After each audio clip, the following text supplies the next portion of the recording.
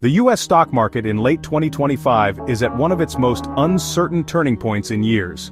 After a strong start to the year, driven by optimism around artificial intelligence and the promise of lower interest rates, things have taken a more complicated turn.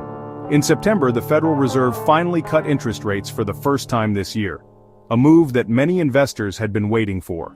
Chair Jerome Powell signaled that more cuts could come before the end of 2025 depending on how inflation behaves.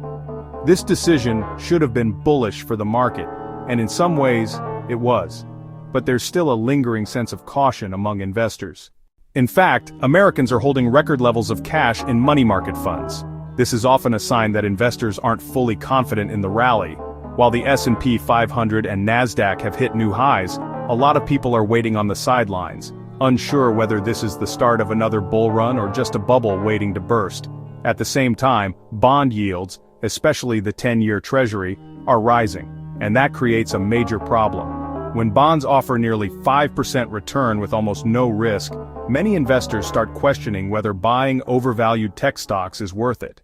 One of the biggest drivers of this market has been the AI boom.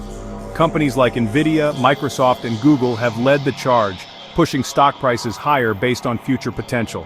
But the question remains, are these gains based on real sustainable profits? Or is this starting to look like the dot-com bubble all over again? Some analysts are calling this an AI-fueled mania that could collapse if the promised productivity gains don't materialize quickly. And then there's the broader economy. Inflation, while down from its 2022 highs, remains sticky in areas like housing and energy. The labor market is beginning to show signs of weakening, with layoffs in certain sectors rising slightly. If inflation flares back up or job losses increase significantly, the Fed may have to rethink its rate-cutting strategy. That could bring volatility back into the market very quickly. So where does this leave us? On one hand, you have real momentum in tech, easing monetary policy and investor enthusiasm.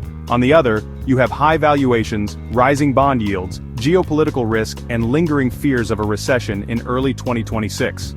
The smartest thing investors can do right now is to stay diversified, avoid FOMO, and pay attention to the data, not just the headlines. As we head into the final quarter of 2025, the stock market is offering both opportunity and risk.